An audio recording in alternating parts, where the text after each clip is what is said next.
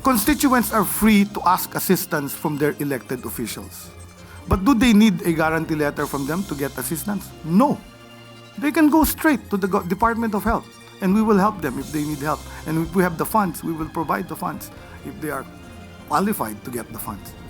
Hindi pipigilan ng Department of Health ang sinuman na lumapit sa mga halal na lingkod ng bayan para sa medical financial assistance sa pamamagitan ng Guarantee Letter o GL. Pero ayon kay Health Secretary Teodoro Herbosa, hindi na kailangan ng guarantee letter sa DOH hospitals dahil ipinatutupad na ng pamahalaan ng Zero Balance Billing Program. So sa taong bayan, zero balance billing na po ang inutos ng Presidente. Bayad na ang bill nyo. Kahit 2 million, 2.7 million yung malaking bill na binayaran ng DOH para sa pasyente.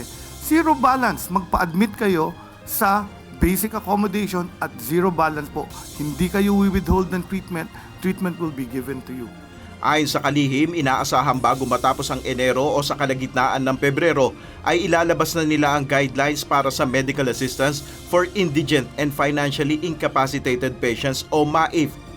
Mahigpitan niya nilang ipatutupad ang Section 19 ng nakasaad sa 2026 General Appropriations Act na nagbabawal sa mga politiko na sumali sa mga pamamahagi ng anumang uri ng financial aid.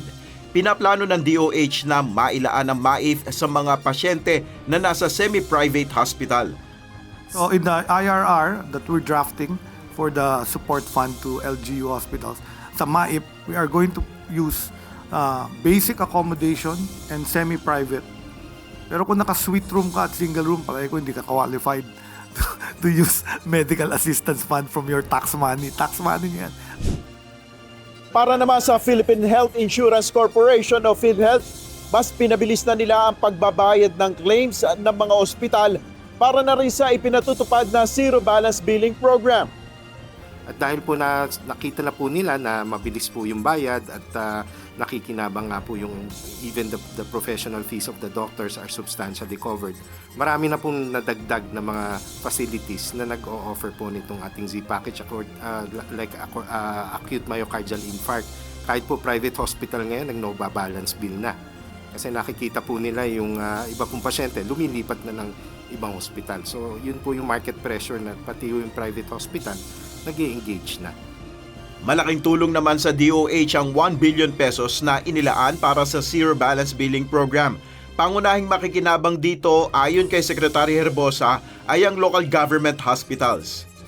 For the level 1 hospitals, ang feeling namin, kaya na siya i-support nung increased benefits of PhilHealth. So alam yun ng mga local chief executive. But for LGUs that have level 2 and level 3 hospitals, ito yung mas complex procedures and higher cost of care. Sila yung gagamitin nating pilot. Nel Maribuho, UNTV News and Rescue, Diyos ang aming sandigan, serbisyo publiko ang aming pinahalagahan.